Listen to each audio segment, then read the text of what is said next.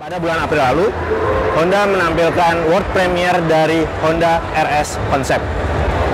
Ketika itu, Honda tidak menyebut akan jadi apa mobil tersebut. Dan pada ajang Gaikindo Indonesia International Auto Show 2018, Honda meluncurkan Honda Brio generasi kedua.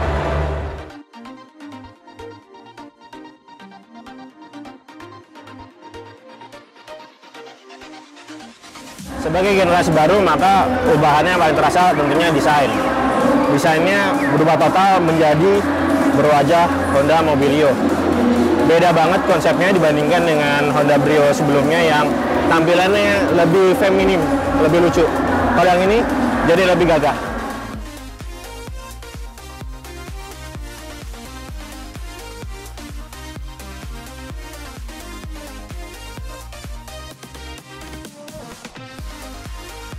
Pada bagian samping, Honda Brio dilengkapi dengan desain yang cukup apik. Ada beberapa garis aerodinamika di sini, plus menggunakan roda berukuran 15 inci. Tapi ini hanya untuk varian teratas ya, yang RS. Ya, di bawahnya menggunakan velg berukuran 14 inci. Pengubahan paling terasa ada pada bagian belakang. Di generasi sebelumnya, Honda Brio itu menggunakan pintu kaca, full pintu kaca, lebar. Nah, kalau di sini dia setengah-setengah. Ada kaca, ada panelnya juga. Kesannya jadi lebih gagah dan sebenarnya yang pasti jadi terasa lebih kokoh. Kalau kaca soalnya kayaknya kok gampang pecah ya.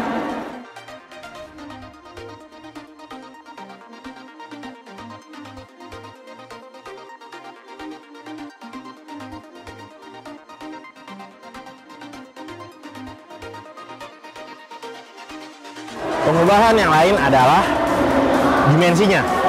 Dimensinya dibuat lebih panjang, yang diklaim oleh Honda membuat penumpang di belakang mempunyai ruang kaki yang lebih lega. Ditambah lagi bagasinya juga lebih besar. Nanti kita lihat di bagian dalamnya.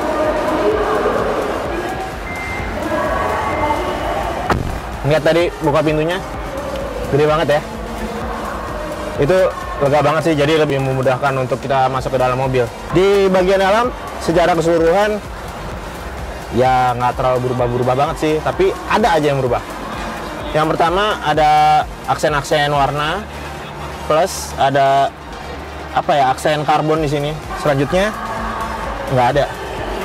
Nah, lingkar kemudinya sebenarnya desainnya sederhana, tapi dia sudah ada tombol-tombol buat mengatur head unit dan bisa diatur ketinggiannya. Sayangnya hanya ke atas bawah aja ya, belum bisa dimaju mundurin. Tapi so far so good lah.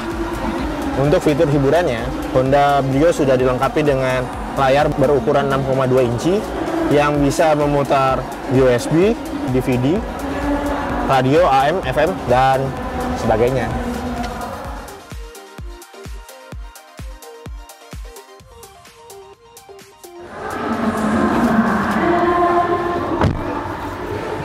Bertambahnya dimensi membuat Honda Brio memiliki ruang kaki belakang yang lebih lega.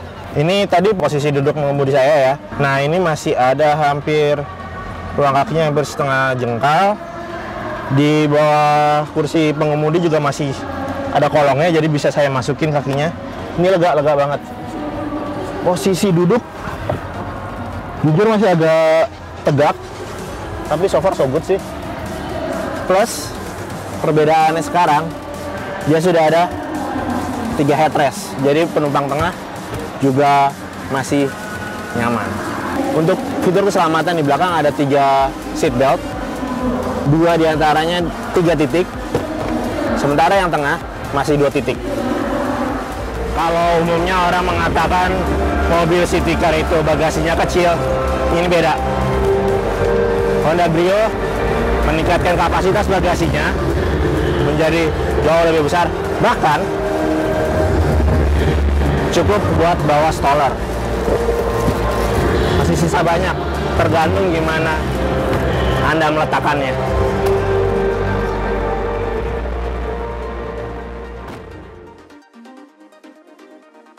Meski menyandang gelar all new, tapi Honda tidak menyematkan mesin baru pada Honda Brio. Kenapa? Karena berdasarkan survei yang dilakukan oleh Honda, pelanggan masih puas dengan mesin yang ada pada Honda Brio. Mesin ini menggunakan mesin berkapasitas 1200 cc yang mampu menghasilkan tenaga sebesar 88 horsepower dengan torsi mencapai 110 Nm.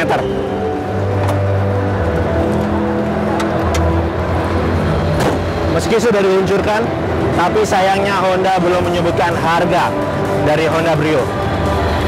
Gak tahu kenapa, tapi bila harganya ternyata tidak berbeda jauh dengan Honda Brio yang lama, rasa-rasanya ini oke sih buat dibeli. Apalagi boleh dikatakan Honda Brio ini sudah naik kelas dari mobilnya anak kuliahan jadi mobil keluarga.